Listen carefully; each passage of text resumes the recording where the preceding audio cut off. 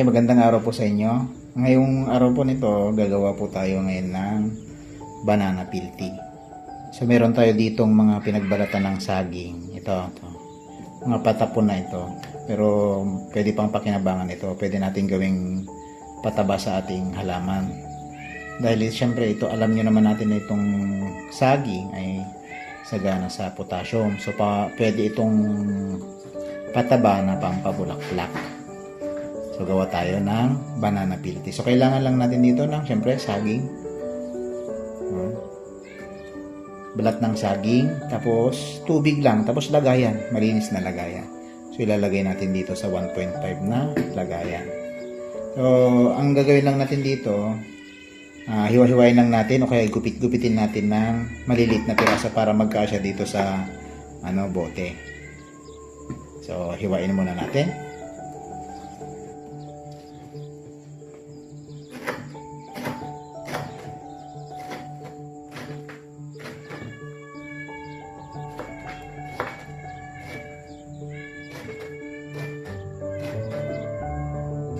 Pagka nahiwa na natin, ganyan yung karami, ang dami. Kaysa itapon. At lagay natin dito. Pwede rin yung mas malaking lagayan para hindi mahirap paglagay. Ayun, ilagay natin lahat.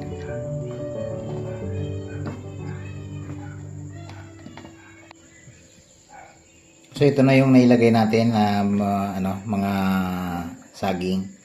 Nagupit-gupit. Matagal lang talaga kasi ang liit ng butos ng paglalagyan. So mas maganda na yung paglalagyan ninyo is malaki. Malaki yung paglalagyan para hindi nahirapan. Kasi wala pa akong lalagyan kaya ito muna. So ilalagyan na natin ito ng tubig. Yung tubig po natin dapat hindi yung chlorinated, dapat yung tap water lang. Ngayon, kung ang gagamitin nyo is chlorinated, yung mga galing sa poso o doon sa gripo, kailangan nyo muna, malipasin nyo muna ng magdamag. Saka nyo ilagay yung tubig. So, ito, lalagyan natin ng tubig, pupunuin natin to. Gagamit tayo syempre ng imbudo. Ayan o. Pupunuin lang natin yan. Ayan, so, lagyan natin.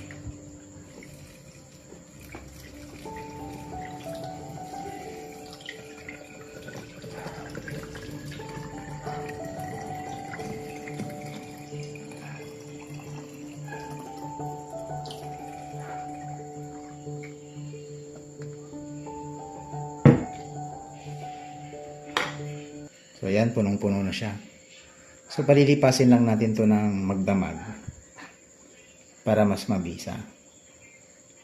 So, pwede na natin ito, bukas, pwede na natin itong idilig o kaya pwede na din natin i-spray. Pag i-spray, dapat salahin po yung baka may sumama kasing mga, yung mga pinaggupitan. So, para may i-spray ninyo, isalain ng mabuti. So, ihayaan muna natin yan. Parang ipi-ferment po muna natin. Yan. Magaling paraan, di ba? Mga patapong bagay na nakikita natin sa kitchen, sa kusina natin. Pwede nating pakinabangan, pwede pa nating gawing abono sa ating mga halaman. Ayan. Sobrang dami ng saging. So, ganun lang po. Ganun lang kabilis. Gumawa ng banana peel tea. Ito naman yung ginawa nating kagabi. Banana peel tea. Ayan. So, pandidilig naman natin to. So, meron na tayo ditong tubig. Ayan. Kunti lang. Tapos, ilalagay na natin yung tubig ng banana peel tea. Pag may humalo, okay lang yan. Tapos pag nakuha na natin yung tubig niya, katas, pwede natin lagyan ulit ng tubig, panibagong tubig. Itong banana peel tea para gamitin natin ulit bukas o sa mga susunod na pagdilig. Ayan. Ayan. Kanabin lang natin para maihalo. Tapos pwede na idilig.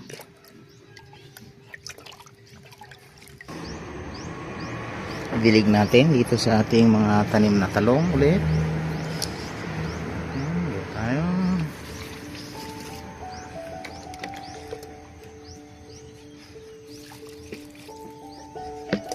Ganun lang ho. Diba? Napakadali. Mga kitchen waste na hindi na natin pinapakinabangan at binabasura na lang. Pwede naman gawing fertilizer. Pwede ito kaya sa kahit anong halaman.